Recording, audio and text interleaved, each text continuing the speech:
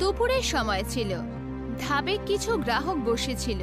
মোহন রাগী স্বভাবের মানুষ ছিল, যে সব সময় গ্রাহকের সাথে ঝগড়া করত। ওর বউ চমকি কাউন্টারের পেছনে দাঁড়িয়েছিল, আর চাকর লল্লন গ্রাহকদের খাবার দিচ্ছিল। এই যে মোহন দাদা, আরে ডালে তো নুনই দাওনি তুমি।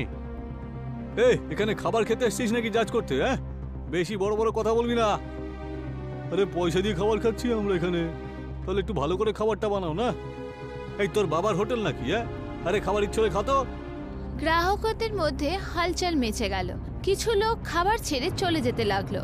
এইভাবে যদি সবাইকে ভাগিয়ে দাও তাহলে ধাবার কতদিন চলবে? এই তুই মাঝখানে কথা বলবি না, আমি জানি যে বিজনেস কি করে করতে হয়। সন্ধ্যের সময় ছিল। মুখিয়া ভোলা প্রসাদ ঘরের বাইরে দাঁড়িয়েছিল।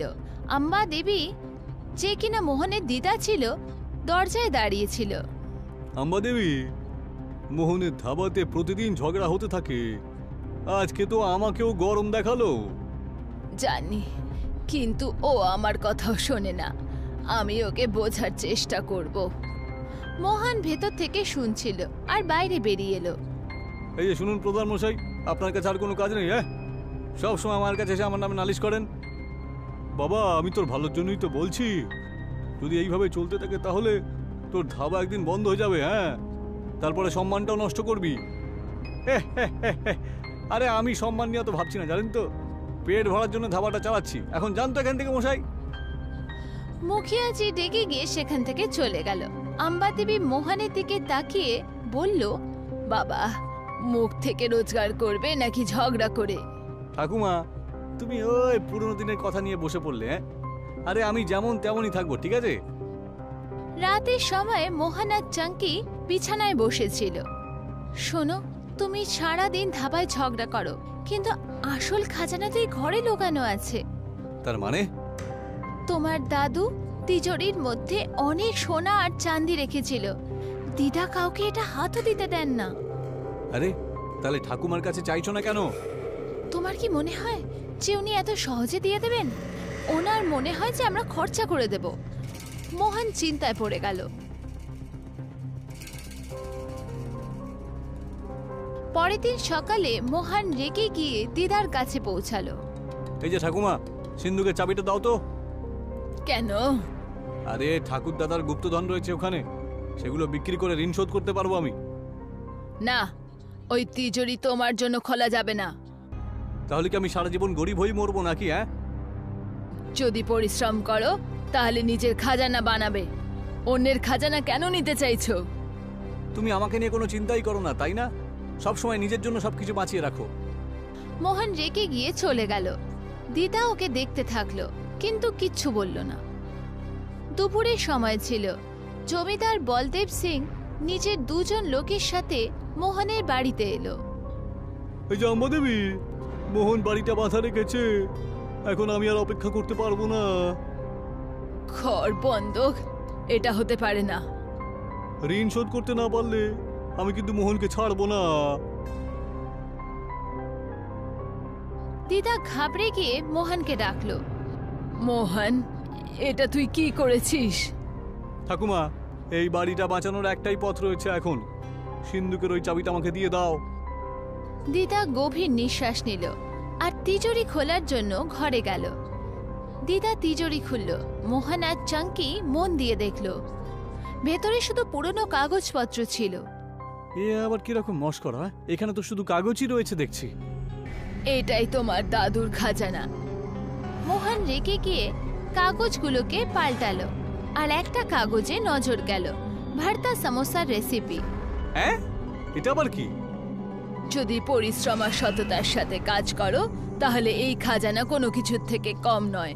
মোহন চিন্তায় পড়ে গেল, আর এখান থেকে ওর জীবন বদলাতে শুরু করলো। মোহন রেগে গিয়ে বিছানায় বসলো। রেসিপির কাগজ ওর হাতে ছিল, চাঙ্কি সামনেই ছিল, কিন্তু ও চিন্তিত ছিল। আরে কি মস্করা চলছে? আমি তো ভাবলাম সিন্ধুকের মধ্যে সোনা রূপো সব থাকবে, আর এর মধ্যে শুধুমাত্র সিঙ্গারার একটা রেসিপি রয়েছে। তো এবার তুমি কি করবে? কি আর করব, না খেয়ে মরা ছাড়া আর কোনো উপায় নেই, বুঝলে? একবার বানিয়েই তো দেখো, যদি এটা সত্যি কাজে দেয়। মোহন রেসিপির কাগজ ফেলে দিল। চাঙ্কি উঠে চলে গেল। সারা রাত মোহন এদিক ওদিক করতে লাগলো। মোহন খালি বসেছিল, কোনো গ্রাহক আসছিল না।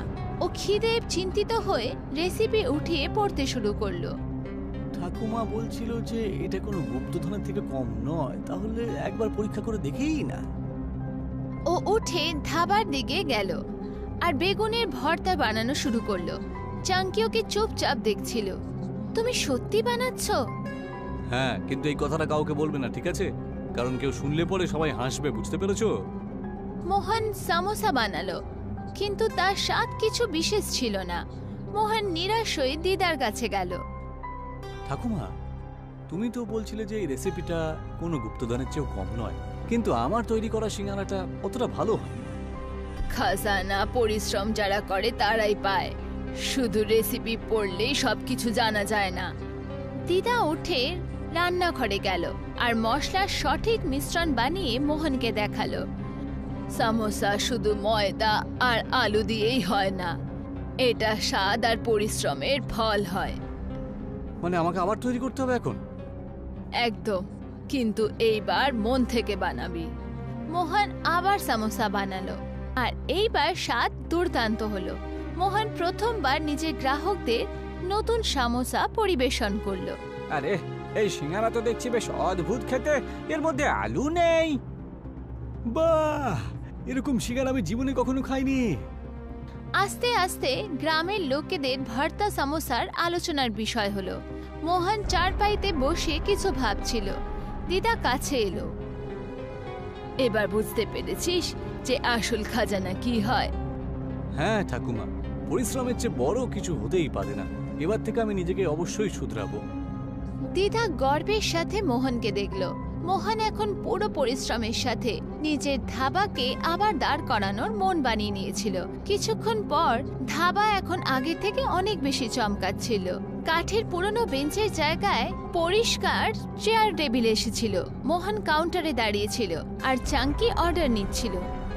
আরে মোহন, তোর তৈরি করা সিঙ্গারা তো সত্যিই বেশ অদ্ভুত রে। এগুলো খাওয়ার জন্য লোকজন দূর দূরান্ত থেকে আসছে ভাই। ওরে ভাই, তোর সিঙ্গারার গন্ধ এখন সারা পৃথিবীতে ছড়িয়ে পড়েছে।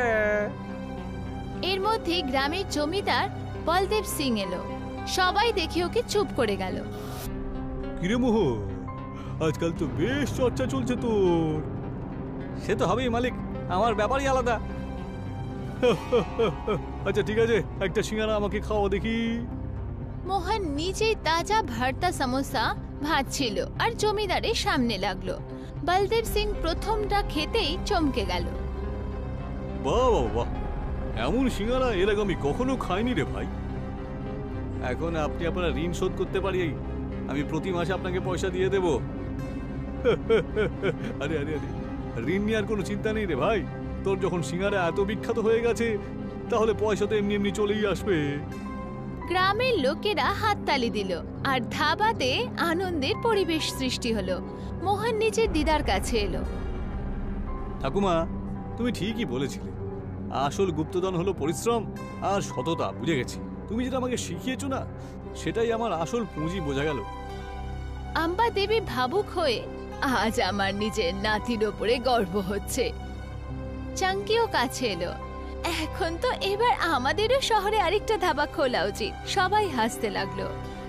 পুরো গ্রাম একাঠা হলো। মোহন নিজের ধাবার বাইরে দাঁড়িয়েছিল। একটা বড় নতুন বোর্ড লাগানো হলো, যার উপর লেখা ছিল ভর্তা সামোসার ধাবা। মোহনে জয় হোক, ভর্তা সিঙ্গারা জিন্দাবাদ। মোহন গর্বের সাথে নিজের ধাবা দেখলো আর ওর চোখে চমক ছিল। ওর পরিশ্রম আর সততা ওকে একটা সফল মানুষ বানিয়ে দিয়েছিল।